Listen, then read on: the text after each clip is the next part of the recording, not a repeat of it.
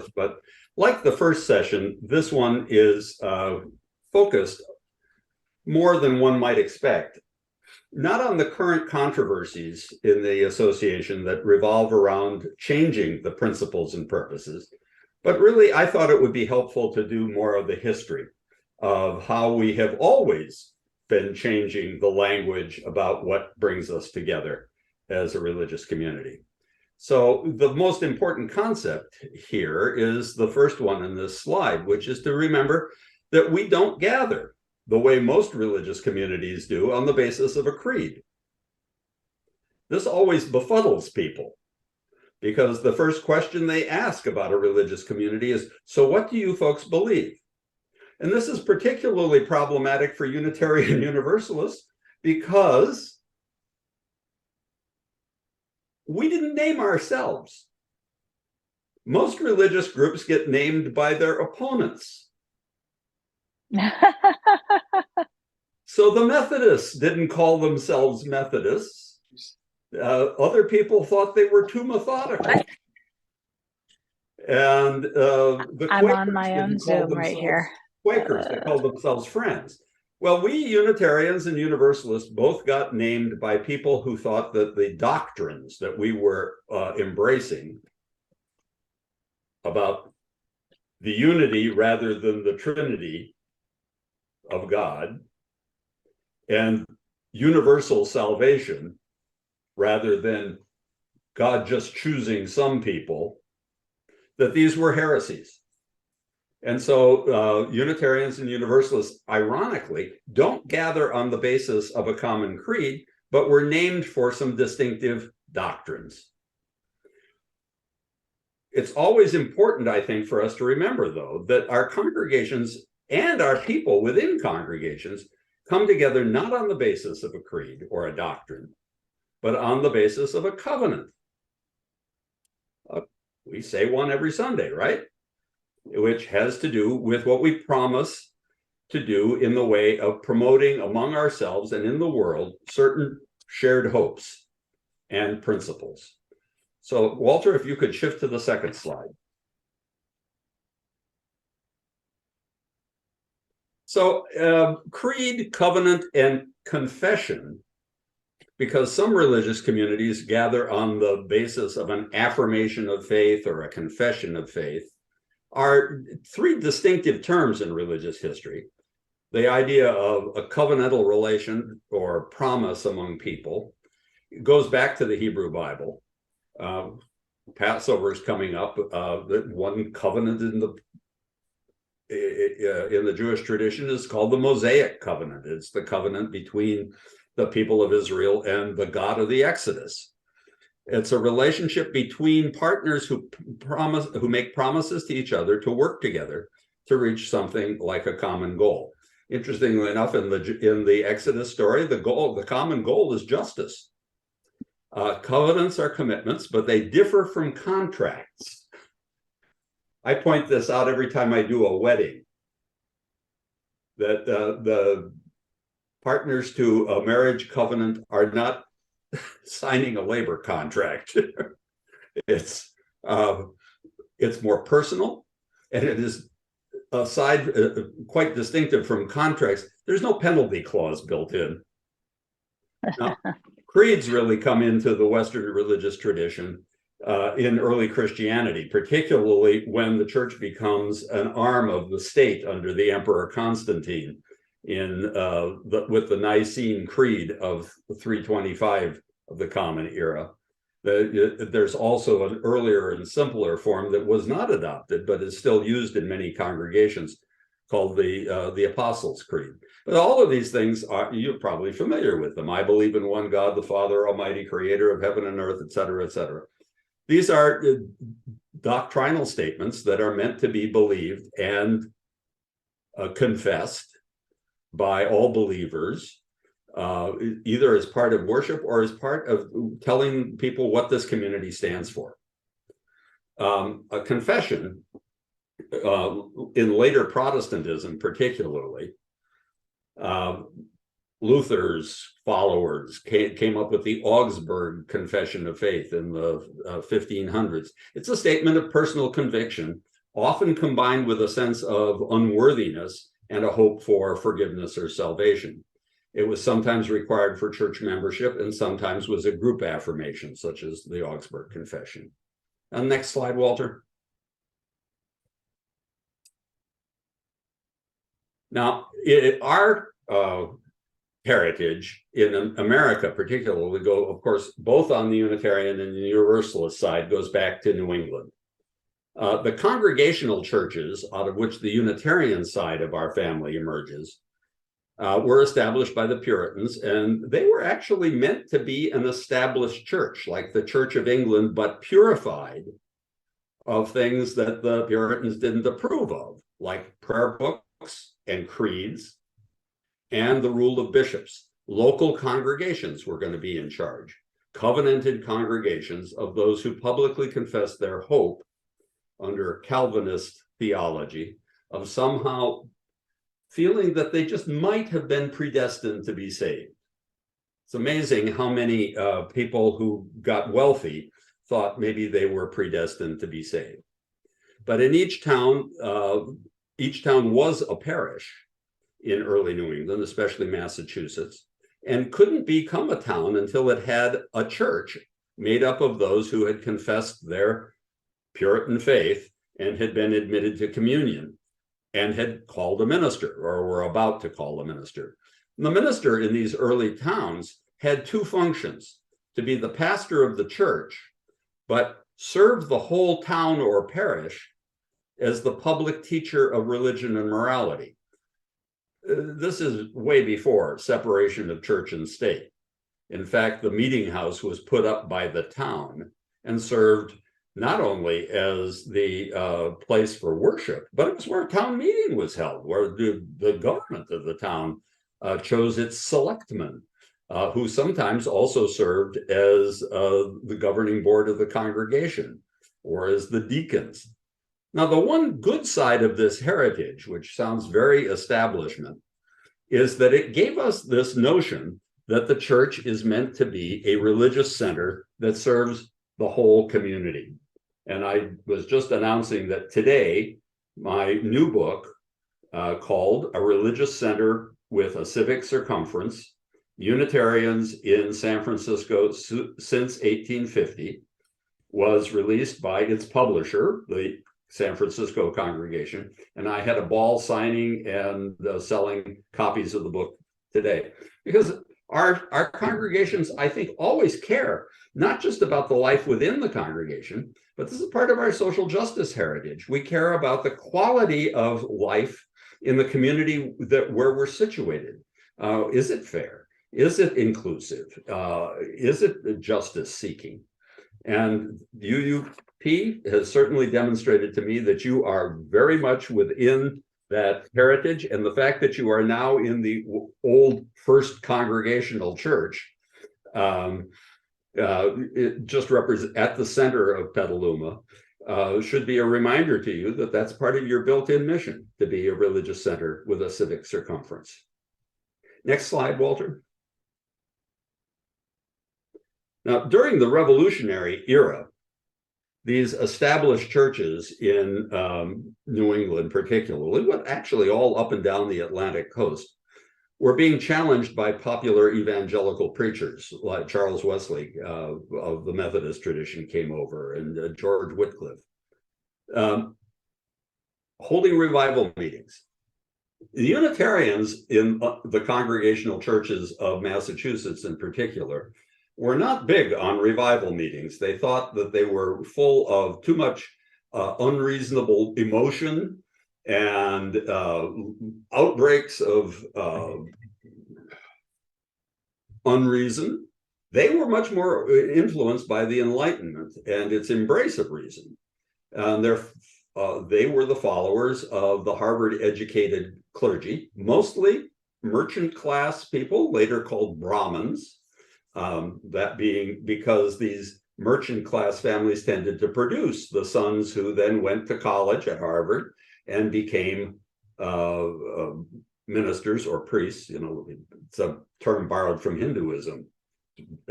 Oliver Wendell Holmes was the 19th century Unitarian who coined the term. Boston Brahmins.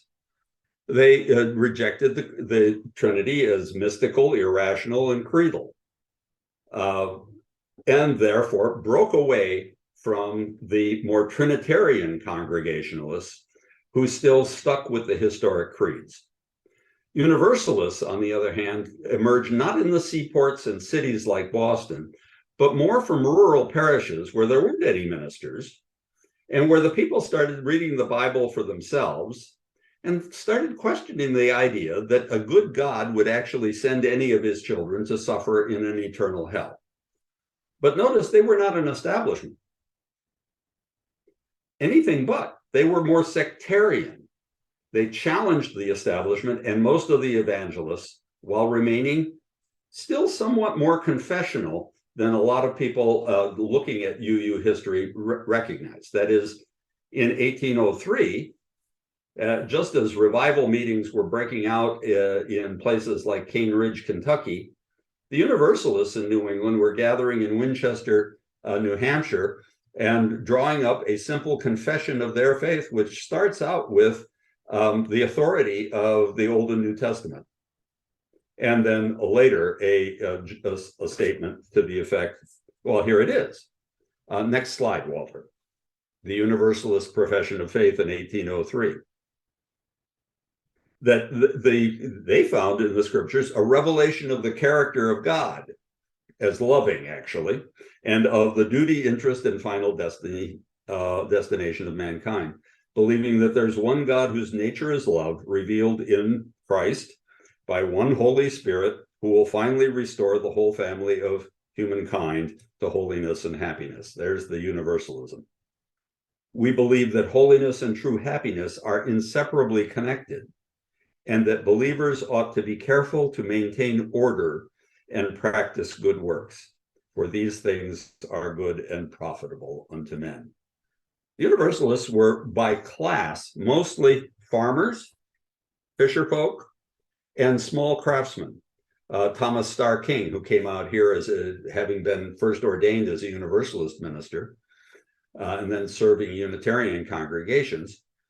Well, his dad was a Universalist preacher who never went to college, neither did Starr King.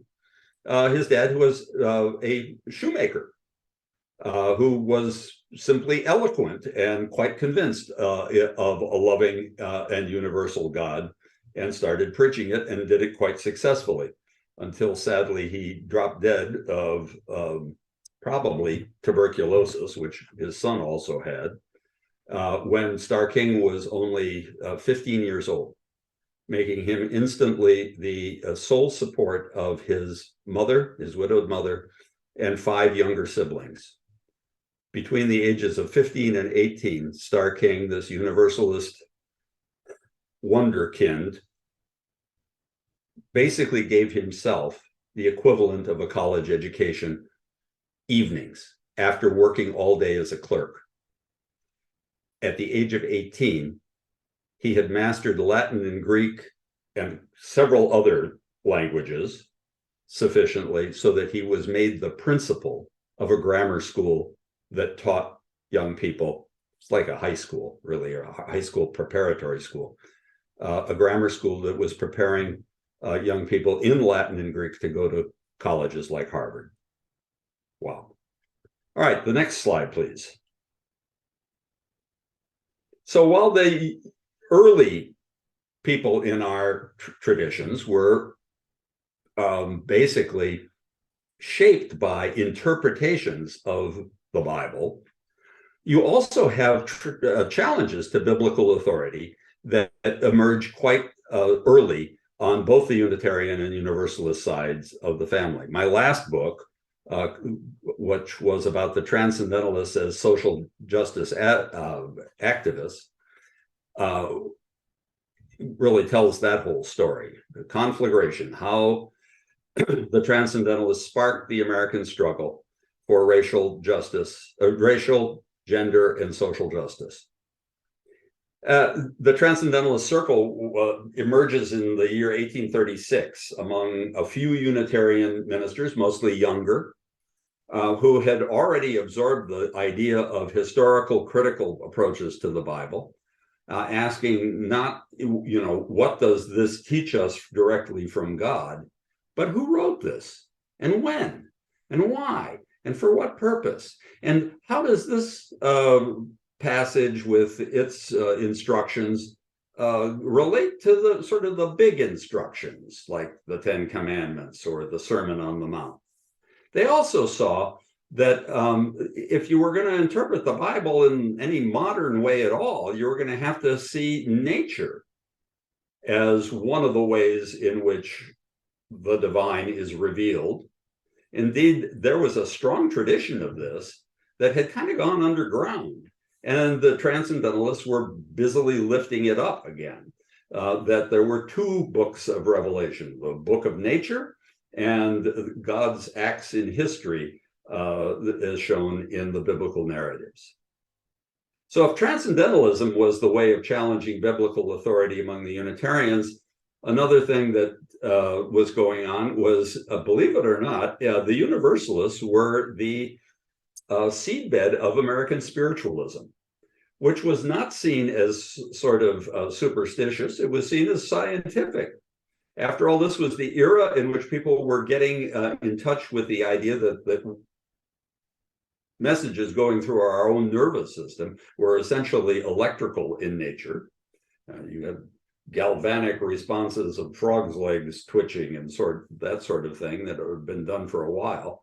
One of the first spiritualist publications, published by a fellow who had left the Universalist ministry to become a spiritual teacher, was called the Spiritual Telegraph, because electricity was also being used in that new means of communication.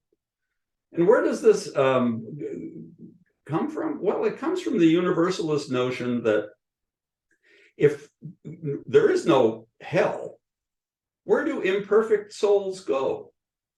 Maybe they don't all go directly to God. They have to shape up a little bit. And the idea was that they hover about. And that in the 19th century, with so many children dying, so many spouses dying prematurely, it's not surprising that pretty rational people like Mary Todd Lincoln or William James went to seances. Mary Todd was just devastated by the death of her son. There's a new book out called Lincoln in the Bardo, which actually relates this spiritualist movement in the 19th century, which, as I say, had Universalist roots, with certain teachings in Tibetan Buddhism, the Bardo. Next slide. Well, by the post-Civil War era, I would say the Transcendentalist movement had really kind of triumphed among the Unitarians. People who were still much more conservative tended to be in New England, but out in the Midwest, as the Unitarian movement spread that direction, a lot of folks thought that religion came down to what Theodore Parker had called the two dimensions of absolute religion universally. The need to kind of be grateful for life, to love the source of life with all of your mind, heart, and soul, in order to be able to be ethical and love your neighbor as yourself. But the arguments over language got pretty heated between people who still wanted to position Unitarianism within the liberal Christian tradition and people who were now open to transcendental insight from many sources and saw religion primarily as a spiritual, ethical intersection that had many forms. So in 1887, trying to piece together the liberal wings and the conservative wings of Unitarianism, William Channing Gannett, who was the minister in St. Paul, Minnesota, came up with a statement which he called "Things Commonly Believed Among Us." And it's actually quite eloquent even today. We believe to love the good and to live the good is the supreme thing in religion. We hold reason and conscience to be final authorities in matter of religious belief. We honor the Bible and all inspiring scripture, old and new. We revere Jesus and all holy souls that have taught human beings truth and righteousness and love as prophets of religion. We believe in the growing nobility, this very 19th century sort of perfectionism.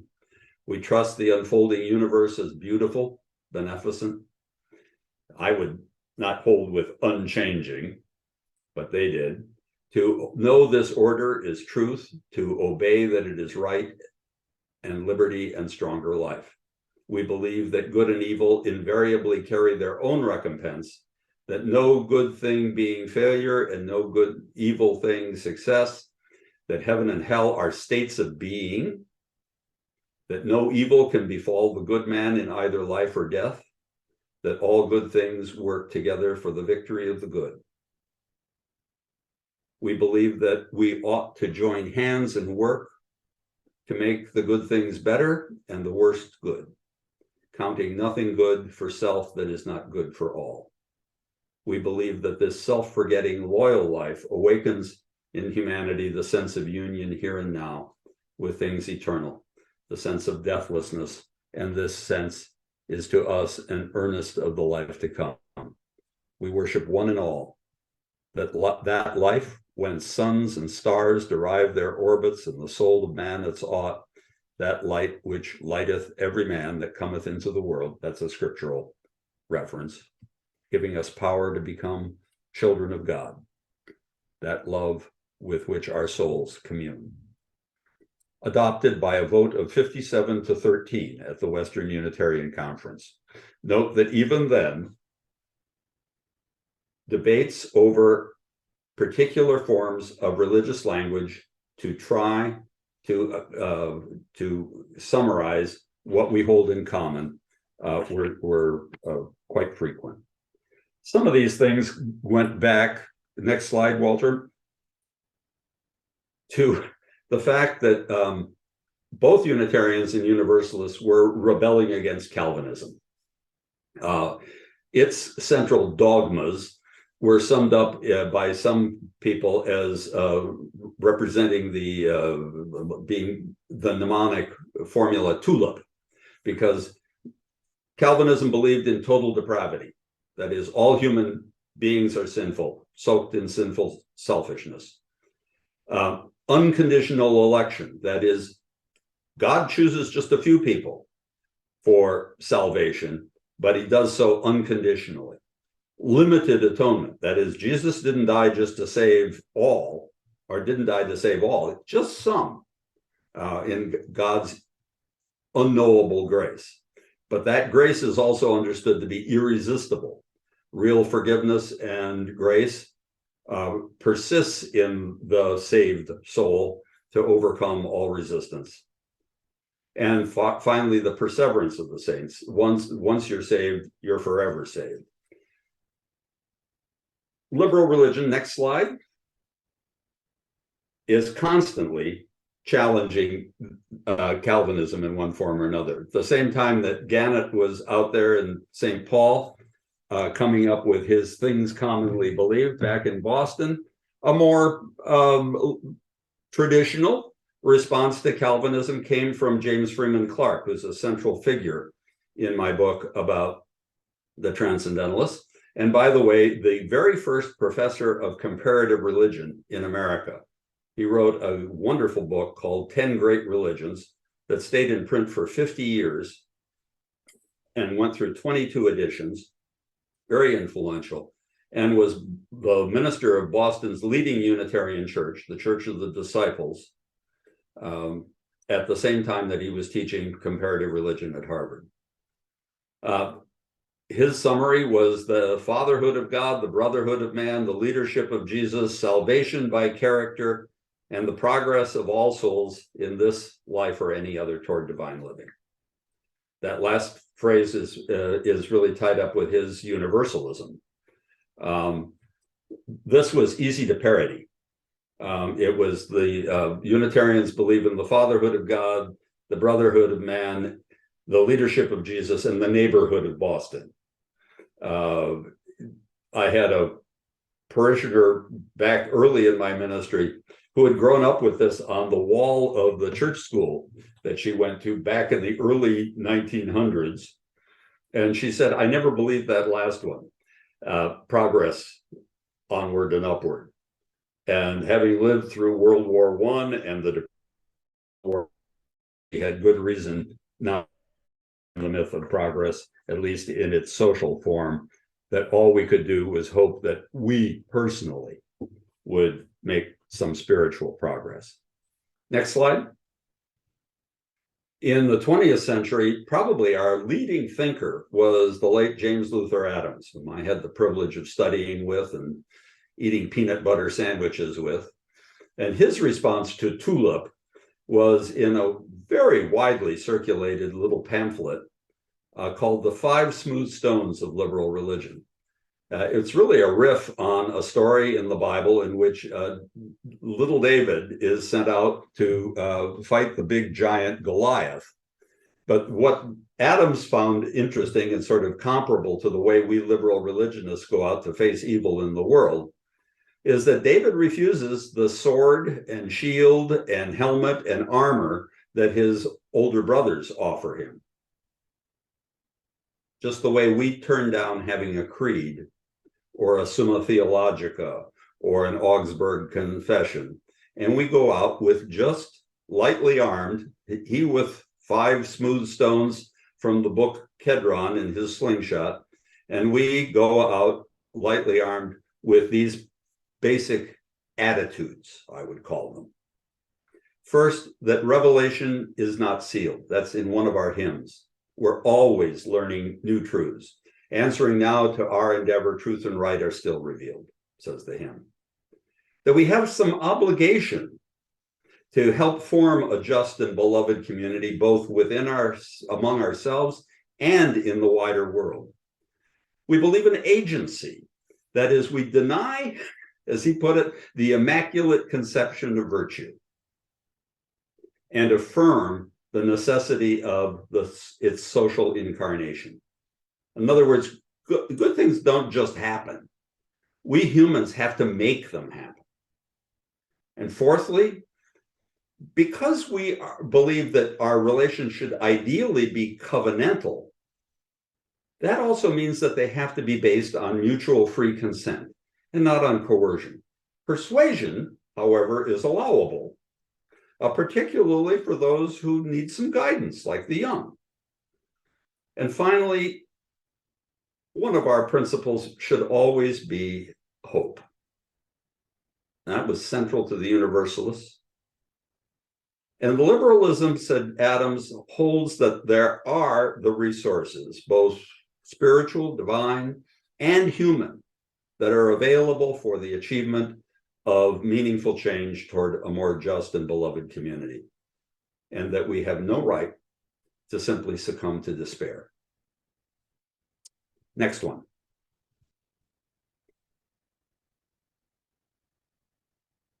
Now, what we're dealing with at the denominational level these days, and that almost all of our congregations are discussing, is a proposed change in our statement of principles in the UUA bylaws, where it's stated why the congregations come together to form an association and what principles they are interested in promoting and kind of promising to try to embody.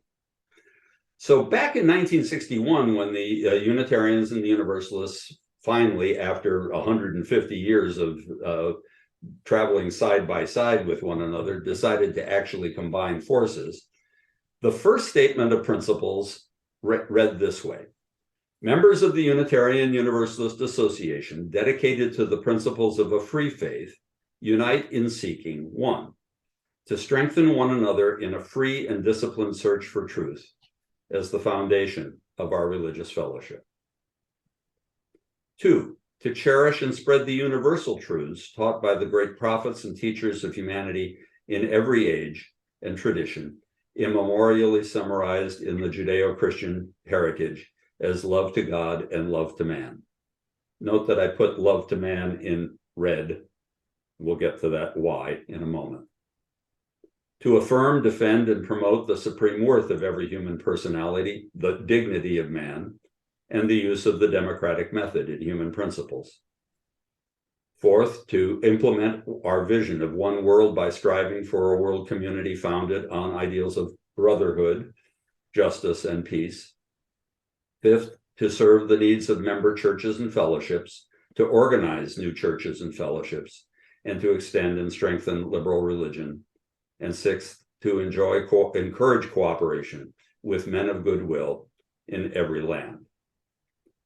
As you probably have guessed by now, I highlighted the male-centered language.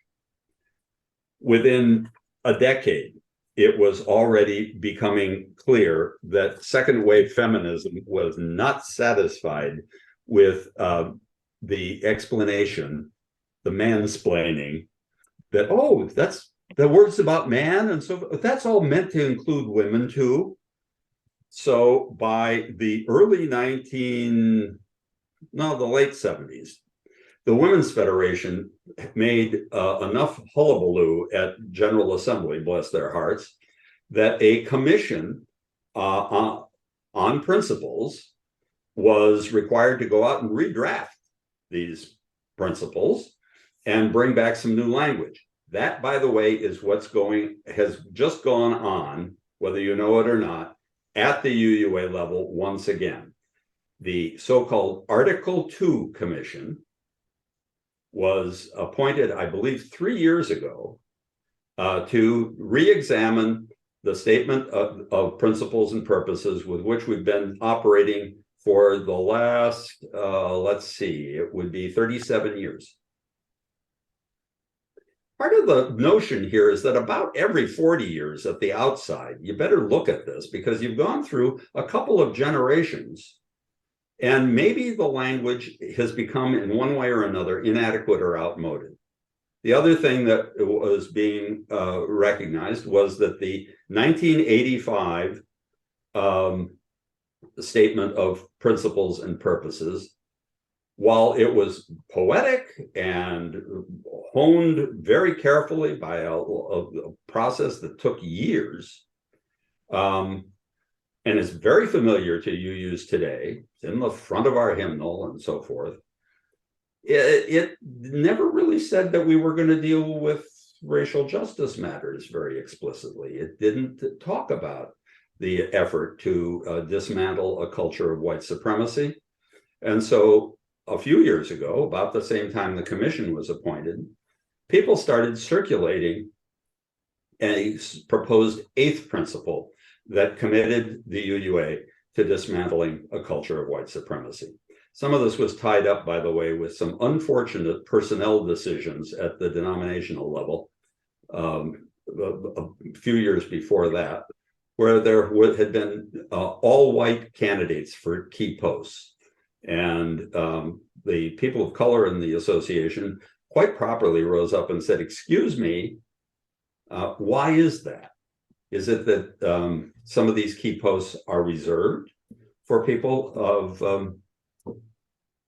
the white supremacy assumption? Next slide, Walter. The 1985 Principles and Purposes Commission was chaired by the late Walter Royal Jones, Jr., who was a lovely man. One of his reasons for being appointed, I think, was he'd come up with one of the most frequently repeated covenant for liberals when he was minister of the Mother Church of American Universalism in Gloucester, Massachusetts, which was gathered back in 1779. It's still in our hymnal at number 458. It reads, mindful of truth ever exceeding our knowledge and community ever exceeding our practice. Reverently, we covenant together, beginning with ourselves as we are, to share the strength of integrity and the heritage of the Spirit in the unending quest for wisdom and love. My own congregation, where I was ordained almost 50 years ago in Knoxville, Tennessee, used as its covenant in worship every Sunday a slightly adapted version of that. Next slide, Walter. But here are the principles that Walter's commission, Walter Royal Jones, that is, not our Walter, came up with in 1985. You're probably familiar with them. We, the member congregations of the Unitarian Universalist Association, covenant to affirm and promote the inherent worth and dignity of every person. Justice, equity, and compassion in human relations. Acceptance of one another and encouragement to spiritual growth in our congregations. A free and responsible search for truth and meaning. The right of conscience and the use of the democratic process within our congregations and in society at large. The goal of world community with peace, liberty, and justice for all. Respect for the interdependent web of all existence, of which we are a part. Next slide. In 1989, my late colleague Forrest Church and I wrote a book which eventually got me sentenced to my 8-year term as UUA president, because we wrote on the sources of the living tradition, which that statement of principles goes on to name. It says that the living tradition, which we share, draws from many sources. Direct experience of that transcending mystery and wonder affirmed in all cultures, which moves us to a renewal of the spirit and an openness to the forces which create and uphold life. Words and deeds of prophetic women and men, which challenge us to confront powers and structures of evil with justice, compassion, and the transforming power of love.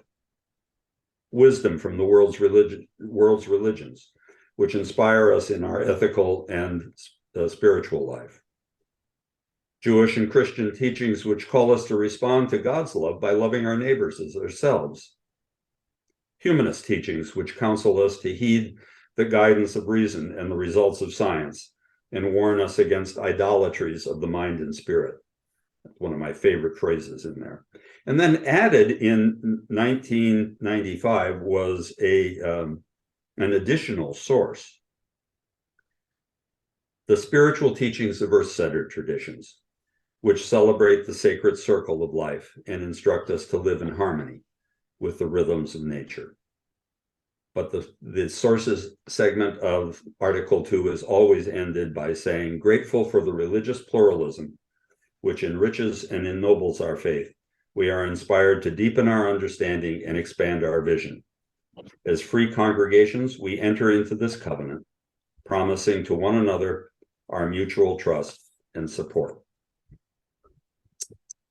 Well, next slide, Walter. I've run you through a history of how we have been changing language for a long time. As I say, this is a background to the fact that before us are two slightly divergent proposals about how to now commit ourselves to a more active embodiment of anti-oppression, anti-racist living. One proposal that is now about 3 years old and that has been adopted by, I think now almost 200 of our 1,000 congregations, is the proposal to adopt an eighth principle and just add on, as we did with the language about earth-centered sources, to add on an eighth principle that would affirm and commit us to affirm and promote journeying toward spiritual wholeness by working to build a diverse, multicultural, beloved community by our actions that accountably dismantle racism and other oppressions in ourselves and our institutions. But just this past January, the Article 2 Commission placed before the Board of Trustees that then passed it on to the coming General Assembly a more comprehensive revision that would totally reframe the Article 2 by incorporating the intentions behind the eighth principle and yet not having just an endless add-on series of commitments. It's more succinct, but it breaks with the structure of the language that we have been familiar to. So in the weeks going ahead in this course, or the 2 more months of looking at this thing, I'm going to be helping people at UUP begin to understand the process of either voting on adopting, embracing the 8th principle at the annual meeting of UU Petaluma, which I was told at the beginning of my consultancy was the leadership's plan. And then whether the congregation wishes to instruct its delegates to the General Assembly one way or the other about the Article 2 proposal that will come before the General Assembly in Pittsburgh, which people can also attend virtually, by the way, this coming June, that would incorporate the intentions behind the 8th principle, but use rather new and more succinct language, more about values. By the way, this whole process can be done, watched on a YouTube presentation by the Article 2 Commission, the address for which I've put in the slide. I'm also going to now use the chat, if I can, to include a document that is on my computer, if I can find it, and that came to me by one of our participants today. Yes, here it is.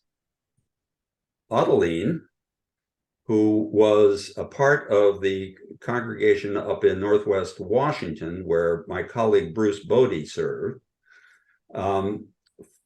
forwarded to me a quite comprehensive and eloquent sermon that Dr. Bodie recently preached on the Article 2 process.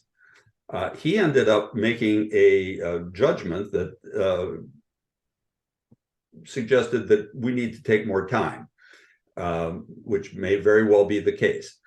I'm not going to make any recommendations myself. I have found that it is disempowering for me to make recommendations on matters like this. I am your consultant, your servant, only in part your history and process teacher. Okay? And at this point, I want to pause. And Walter, if you could put everybody who's participating today back on screen. We're going to go off recording